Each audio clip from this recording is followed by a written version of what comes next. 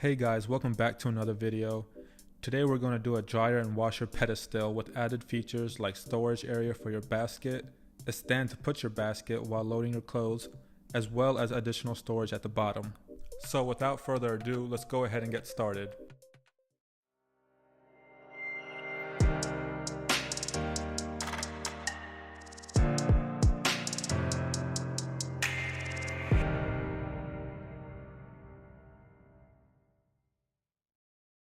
The plans for this project can be found in the link in the description down below on page 68. The great thing about this plan is that you can adjust it to how big or small you want it, or you can add additional features to it like we're going to do in the video, like the drawers, the basket stand, etc.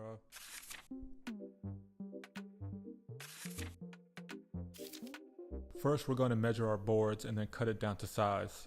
Since the boards were too big to fit on the table saw, we're going to cut it down with the circular saw. To do that, we just have to place the saw on the measured line and then trace the side. And then you want to extend that side all the way down. And then use a board to place on top of the new line and clamp it down. That way we can use the board to guide the saw.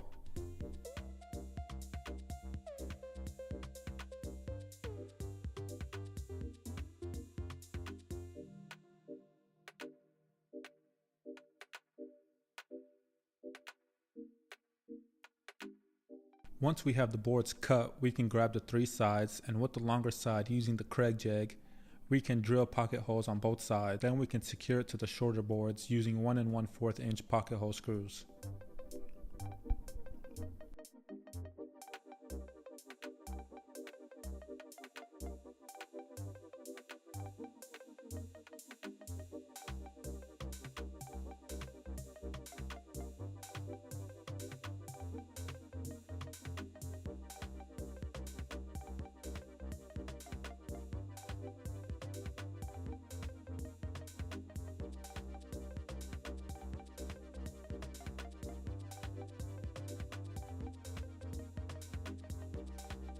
Here I'm cutting down some 2x4s to 1x3s, but you can skip this step and find it at your local hardware store.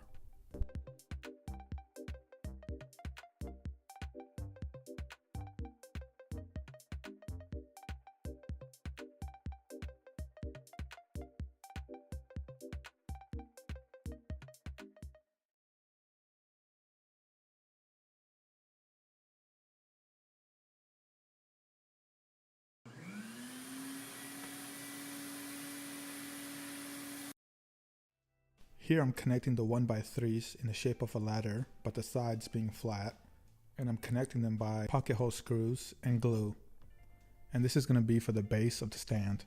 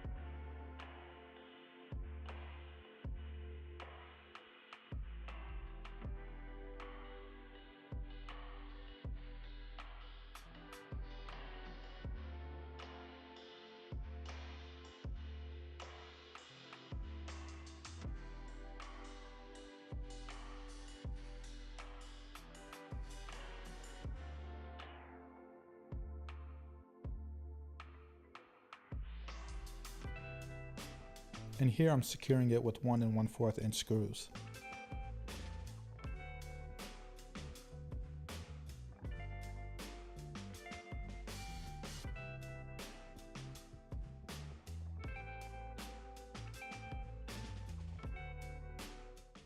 Before I place the plywood on top, I'm going to add in a little bit of glue using the glue bottle from rockler.com. The link is in the description.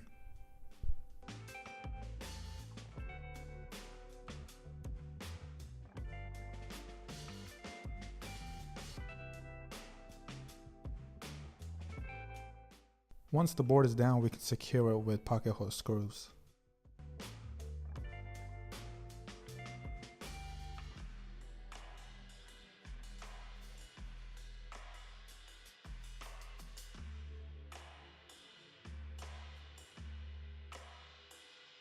I place the top plyboard in pre-drilled holes before screwing them in with 2-inch screws.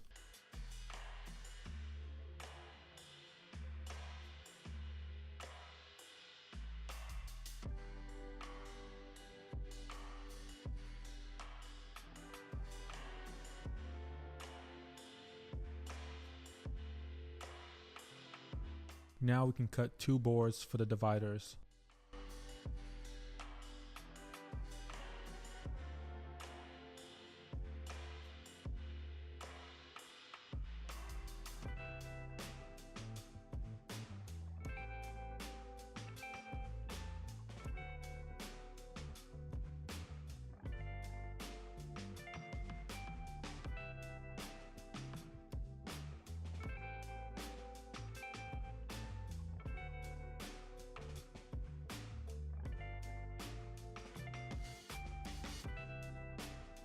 We want to evenly distribute the dividers, and then we can secure them in place with pocket hole screws and screw them from the top and bottom.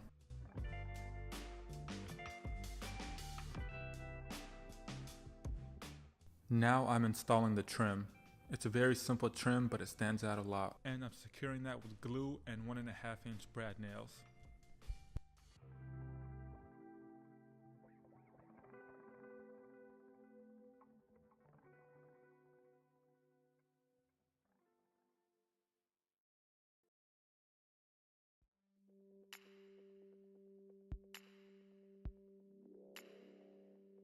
Now we can install the front trim, and then we can secure it the same way we did with the side. However, with the bottom trim, we can secure it with pocket hole screws as well from the holes we made earlier.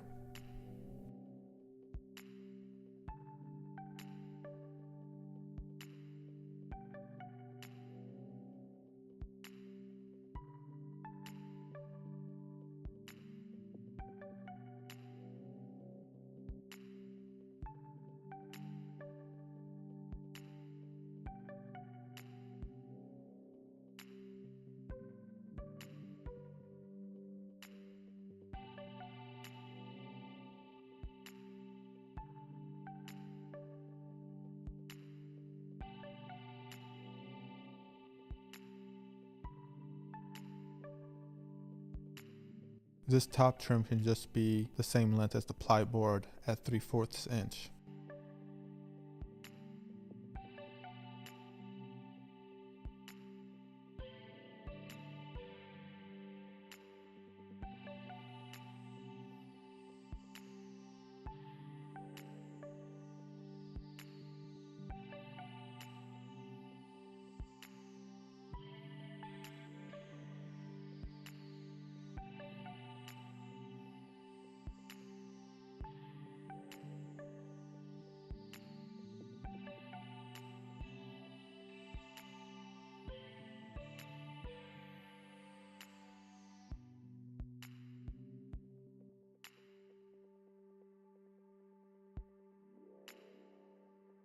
Next, I'm going to install the top border trim with 1x2s.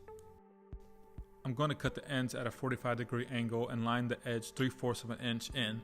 That way the board can stand out a little bit.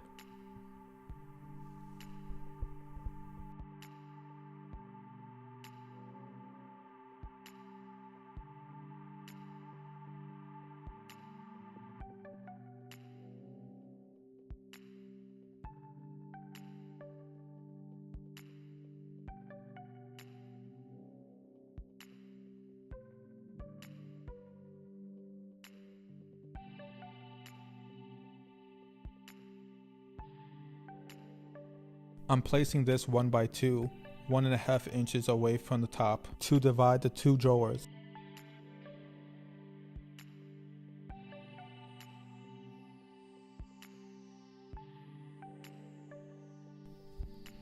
Before I install the slides, I need to put a thin piece of board to lay flush with the middle divider trim.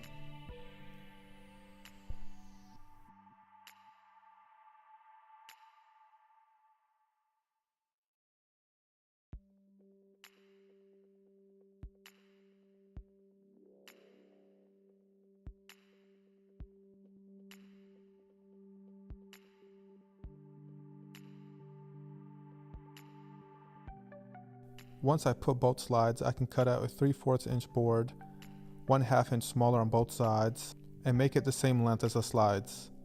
Then install the remaining slides to the board and install it like so. To install the bottom drawers, I first needed to make the box, and to do this is really simple. First you measure the opening areas, height and width, and then subtract that by 1/2 inch on each side. And of course the length would be the same as the slides. Then we could secure it in with pocket hole screws.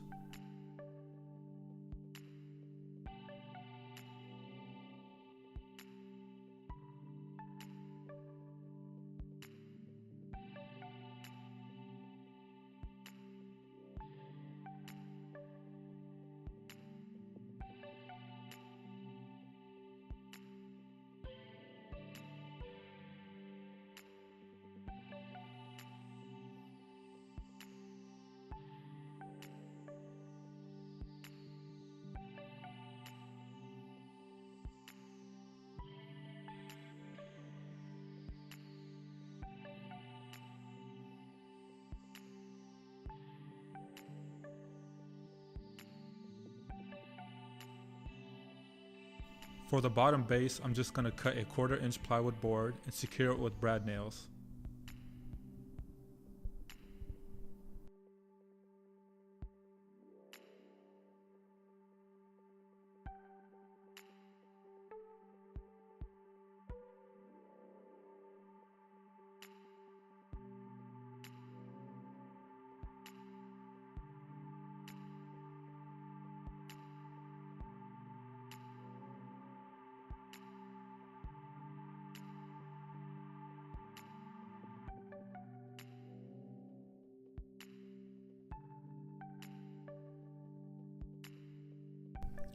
I went ahead and installed the drawer,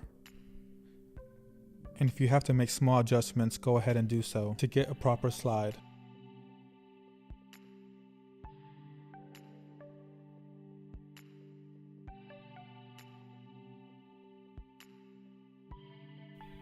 Now it's time to do the drawer stand front faces. I cut mine 1.5 inch longer on both sides, and I used a 1 by 2.5 inch board to do this. And here I'm putting a design to it on the router table with a carbide tipped classical router bit.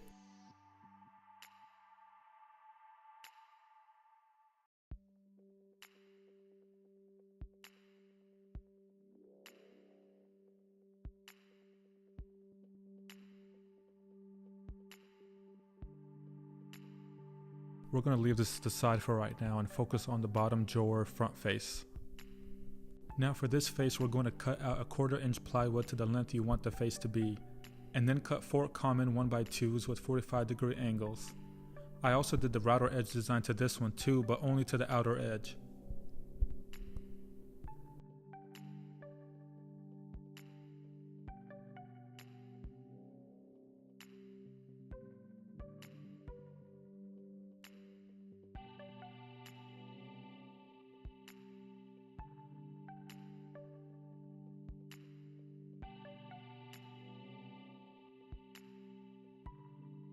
I cut out a thin piece of board and mitered the edges with 45-degree angles like the other 1x2s, but instead of adding the design on the sides, I'm just going to use a router straight bit and cut it 1/2 inch deep and 1/2 inch long all the way.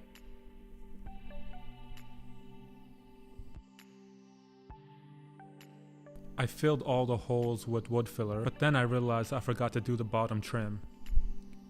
For the bottom trim, I used a 1x3, and I used the same router edge design with the carbide tipped classical router bit, only to the top.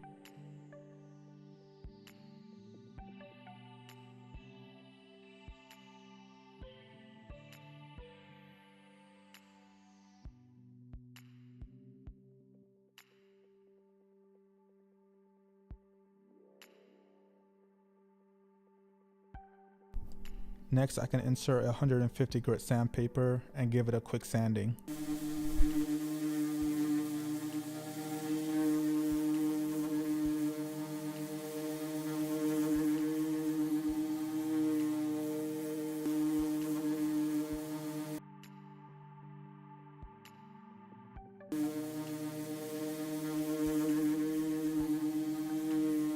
Next, I'm going to pour the paint. I'm using semi-gloss paint plus primer, and I'm going to apply 2 coats.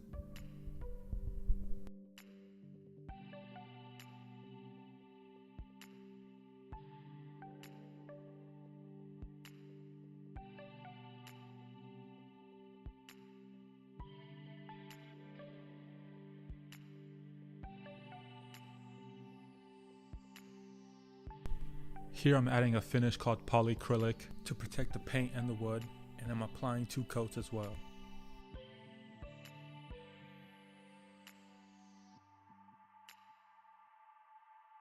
I cut out 3 pieces of boards and sandwiched them together for a quick easy jig. That way when I screw in the holes for the handles, it can go straight through the backboard.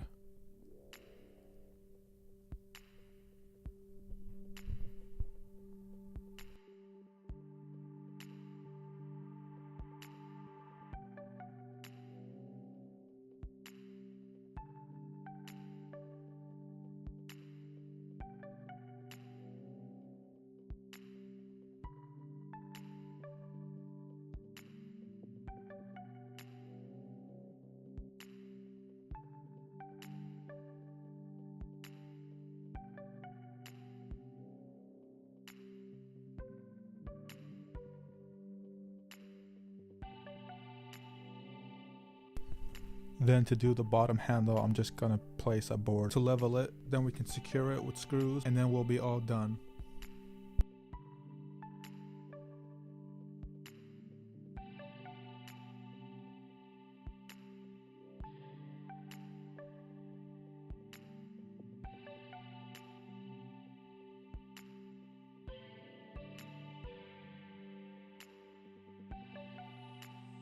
I hope you enjoyed the video, guys. Please like, share, and subscribe, and I'll see you on the next video.